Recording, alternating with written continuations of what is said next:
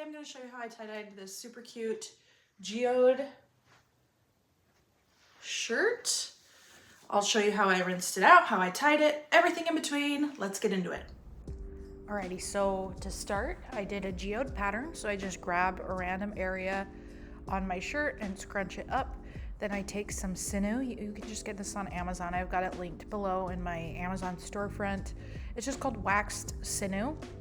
And then you're gonna take a sinew puller, or in this case, I just used a pipe, and you're going to pull it until you feel a little tug. That was a good example right there of the sinew pulling off. I didn't hold it in place quite tight enough, which happens all the time, especially with my very first tie.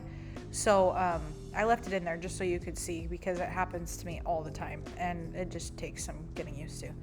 And then I just sped this up so you don't have to watch it in slow-mo. I have a ton of Geode tutorials, so if this one isn't like really clicking or making a lot of sense, I have a ton of other tutorials that might make a little more sense, but basically I just kind of scrunch it up and then I wrap the sinew as best I can. You're gonna wanna make sure that scrunch is really important, that you're not just tying concentric circles, because then you'll just get a bunch of circles.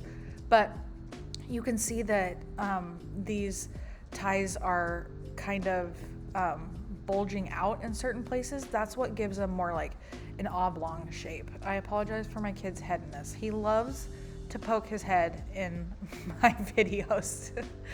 But that's what you do when you got kids. You gotta do what you gotta do when you gotta do it, you know?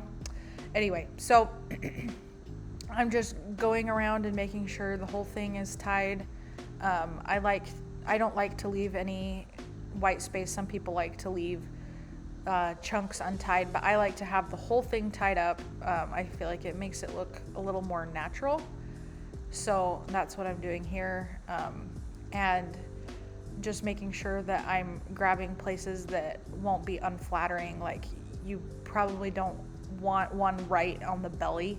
Some people don't like the idea of that, or like where a woman's breasts go. Some people don't like that, but some people do it on purpose. So that's another thing you can do, is you can do two right where the chest is, and that's one way to do it. I like to keep mine just gender neutral, and I really like going from the shoulder, from the top of the shoulder. That's one way I do, and then I like to have one that's kind of on the side, so it kind of wraps around the front. Those are my kind of two go-tos that I do. I try to play around with it, but all right, so here are the colors I used. First I used Raven, and I put Raven on the sinew lines, and that project on the left is just another project, so ignore that. I'm just using the space I've got with my cookie rack, and I've got a magic tracks to keep the ice in place. So that's what that thing is that's going around the outside of the shirt. It's just a way to keep the ice where I want it to go. And here I am adding the ice. So I did the sinew line stuff under the ice, and then the rest of the color I'm gonna put on the ice. And that's just a way of trying to direct the dye to go where I want it when it's under the ice. And then the dye on the ice, I like it to just split a little bit more. So that's kind of why I'm mixing these two methods. All right, so the first color I used was Avalon.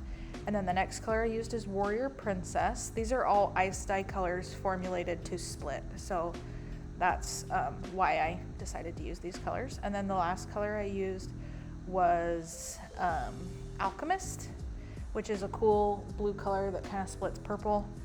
So these are just kind of splitting colors, and here is the result. I didn't film the rinse out process, but you basically just rinse in cool water, rinse in hot water, and then rinse with Dawn dish soap, and then wash it in your washing machine on hot. And that is how I tie-dyed the shirt. Thank you so much for checking out this video. If you have any questions whatsoever, please comment below. I love to answer all sorts of questions. Also in the link below, there is a free printable just for you, 12 of my very favorite folds. It's an ebook written out just for you. All I need is your email and I'll send it right to your email. I also have an Etsy store. If you liked what was in this video, it might already be gone, but there might be something else that you love in my store. So check that out. Thank you so much for supporting me. We'll see you next time.